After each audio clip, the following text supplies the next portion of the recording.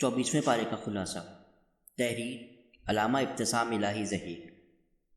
24ویں پارے کا آغاز سورہ زمر سے ہوتا ہے۔ اس سورہ مبارکہ کے شروع میں اللہ تبارک و تعالیٰ ارشاد فرماتے ہیں کہ اس شخص سے بڑا کون ظالم ہوگا جس نے اللہ پر جھوٹ باندھا اور جب سچی بات اس تک پہنچ گئی تو اسے جھٹلا دیا۔ جھوٹ باندھنے والے لوگوں میں وہ تمام گروہ شامل ہیں جنہوں نے اللہ تبارک و تعالیٰ کی ذات کے ساتھ شرک کیا۔ کفار مکہ نے بتوں کو اللہ کا شریک ٹھہرایا اور فرشتوں کو اللہ کی بیٹیاں قرار دیا۔ اسی طرح عیسائیوں نے سیدنا مسیح علیہ السلام کو، جبکہ یہودیوں نے حضرت عزیر علیہ السلام کو اللہ کا بیٹا قرار دیا۔ یہ تمام گروہ اس بات سے غافل ہیں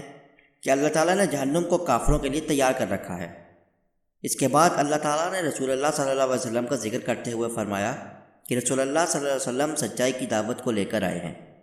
اور جس کسی نے آپ صلی اللہ علیہ وسلم کی تصدیق کی وہ اہل تقویٰ ہیں، اور ان لوگوں کے لیے پروردگار عالم کے پاس وہ سب کچھ موجود ہے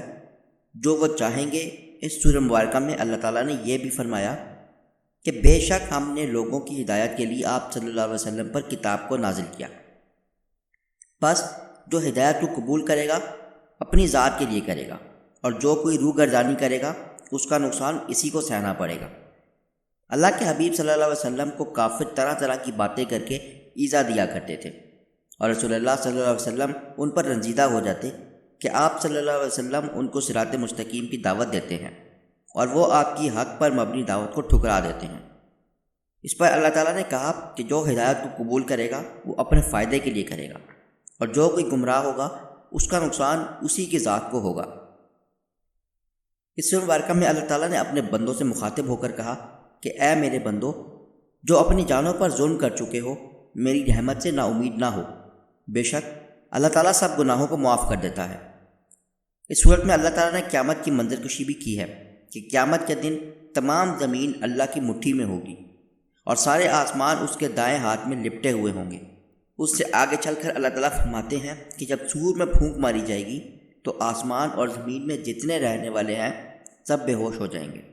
سوائے ان کے جنہیں اللہ چاہے گا۔ پھر دوسری بار اس میں پھونک ماری جائے گی تو وہ کھڑے ہو کر دیکھنے لگیں گے، اور زمین اپنے رب کی نور سے روشن ہو جائے گی اور تمام اعمال نامے کھول کر رکھے جائیں گے، اور انبیاء کرام اور شہداء لائے جائیں گے، اور ان کے درمیان حق کے ساتھ فیصلہ کیا جائے گا، اور ہر جان کو اس کے لیے پورا بدلہ دیا جائے گا۔ سورہ زمر کے بعد سورہ مومن ہے۔ اس سورت کے شروع میں اللہ تعالیٰ نے اپنی بعض صفات کا ذکر کیا ہے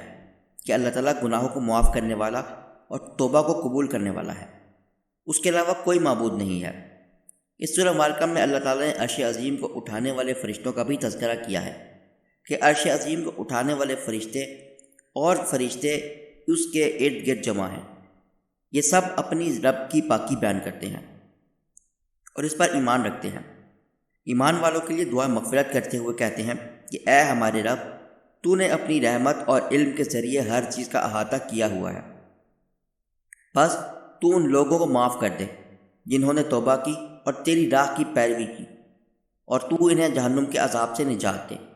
اے ہمارے رب، تو انہیں ہمیشہ کے لیے ان جنتوں میں داخل فرما جن کا تو نے ان سے وعدہ فرمایا ہے، اور ان کے ہمراہ ان کے ماں باپ، بیویوں اور اولادوں میں سے ان لوگوں کو بھی داخل فرما جو نیکی کی راہ پر چلے ہوں،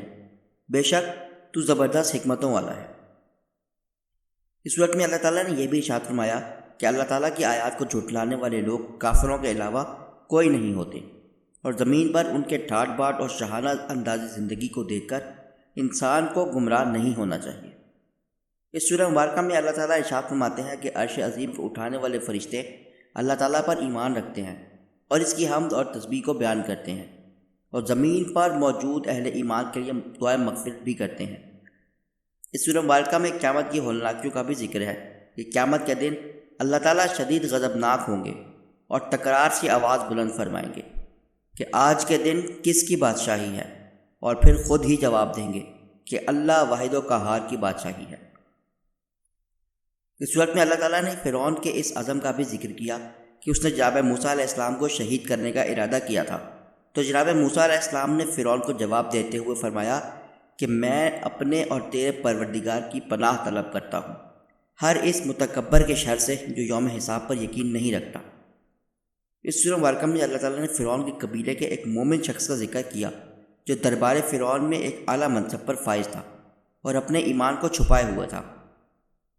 لیکن جب فرعون نے حضرت موسیٰ علیہ السلام کو شہید کرنے کا ارادہ ظاہر کیا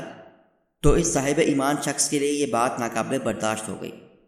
اس نے اس موقع پر حضرت موسیٰ علیہ السلام کی اعلانیہ حمایت کی اور اپنے ایمان کا برملا اظہار کیا۔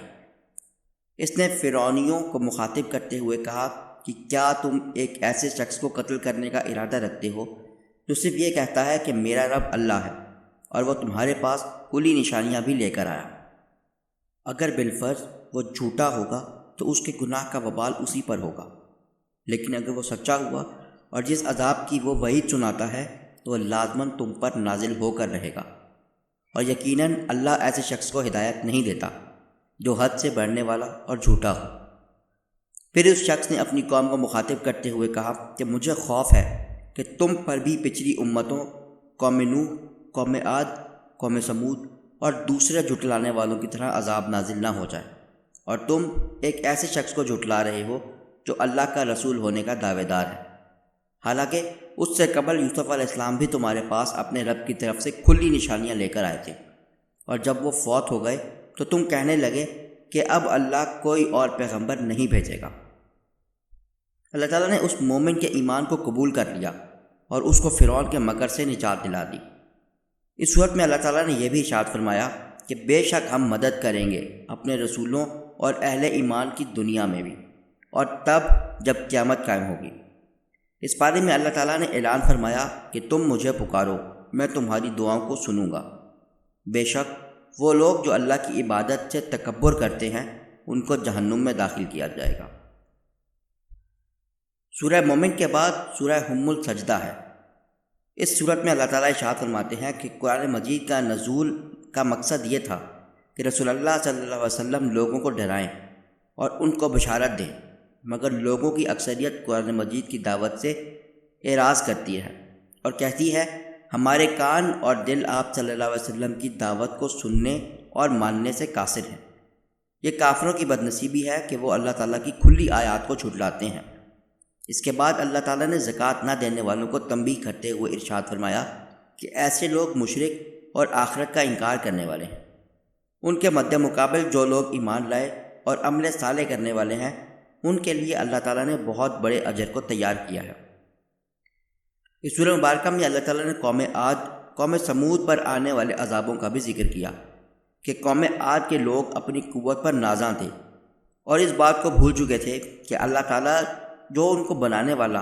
ان کا خالق و مالک ہے، ان سے کہیں زیادہ طاقتور ہے۔ اس طرح قوم سمود کو اللہ تعالیٰ نے اپنی واضح نشانیاں دکھائیں، لیکن وہ قوم اللہ تعالیٰ کی نشانیاں دیکھ کر بھی بغاوت پر آمادہ تیار رہی۔ اس صورت میں اللہ تعالیٰ نے ارشاد فرمایا کہ بے شک جن لوگوں نے کہا کہ ہمارا رب اللہ ہے اور انہوں نے اس پر استقامت کو اختیار کیا تو اللہ تعالیٰ ان پر موت کے وقت فرشتوں کو نزول فرمائے گا، اور فرشتے ان کو کہیں گے کہ نہ ڈرو اور نہ غم کھاؤ، تم کو جنت کی بشارت دی جاتی ہے جس کا تم سے وعدہ کیا جاتا ہے۔ اللہ تبارک و تعالیٰ سے دعا ہے کہ وہ ہمیں قرآن پاک پڑھنے،